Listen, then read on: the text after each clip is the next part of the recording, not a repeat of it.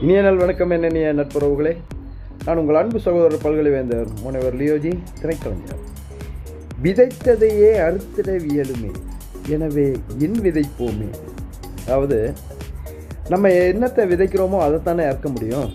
அதனால் நம்ம நல்லவற்றையே விதைப்போமே.